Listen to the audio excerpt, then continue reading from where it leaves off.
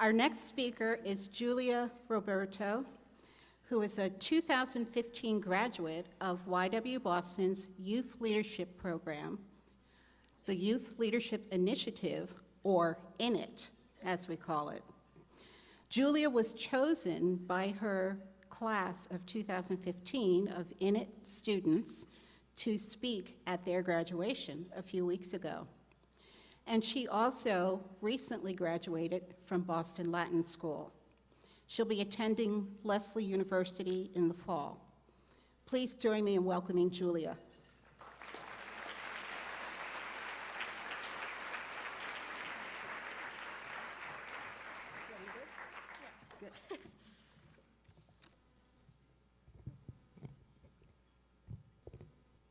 Before I begin, I would like to extend my sincerest gratitude towards the YWCA for inviting me to speak in front of all of you at this important celebration.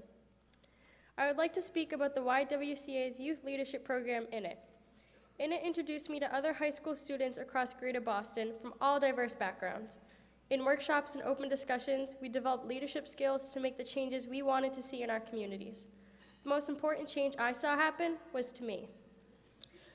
Before InIt, I thought a lot about sexism and racism, but I didn't know to call it that. I always had that feeling in the pit of my stomach, the one that lets you know that something isn't quite right, but I was not able to express exactly what was wrong until I went to InIt. During InIt, I learned that the inequalities I saw around me were actually being formed through the intersection of institutional, interpersonal, ideological, and internalized factors. I learned about how behaviors can reinforce these inequalities. I learned the importance of language, that the words we use carry power and sometimes historical pain. I learned that it's not a coincidence that certain people live in particular neighborhoods, but they were systematically placed there through America's history of blockbusting and redlining. I learned that the reason people seem to care more about baseball games than softball games is because of society's stigmas against girls in sports. I also learned the importance of human identity. I learned that all facets of human identity, for example, sexual orientation, lie in a spectrum, and that it's perfectly okay to fall anywhere along that spectrum, and it's okay to not be on it at all. Most importantly, I learned that there are people all around me who care about all of these social justice issues as much as I do, and who have the same frustration, confusion, passion, and drive that I have. All of the knowledge and empowerment we InIt students have gained throughout this past year will no doubt be valuable as we move forward in our lives. But I believe the most important thing that we learned from InIt is the idea of solidarity, that diverse groups of people can come together to talk about these issues, learn to understand each other, and make impactful changes in the world.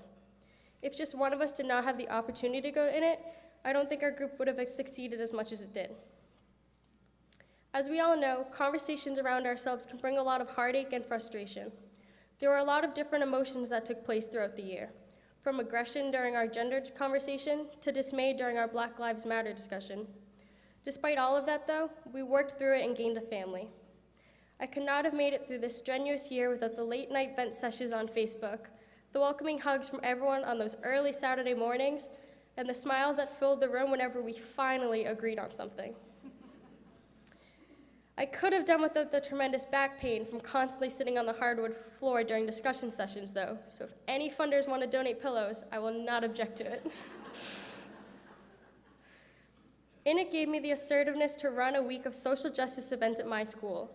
InIt gave me the confidence to point out problematic language people, including myself, use every day. InIt has given me a safe space to talk through all of that confusion I mentioned earlier. InIt has given me the fuel to get into never-ending political debates, and InIt has given me the strength to sometimes admit that I'm wrong. Most importantly, InIt has given me friends and mentors of a lifetime. I have a group of people who want me to achieve as much as you all have. The YWCA staff has taught us that while we need to use our voices for people who will never get this opportunity, we must keep in mind that sometimes we won't always have the answers and we won't always know the right thing to do. But it is most important to always try.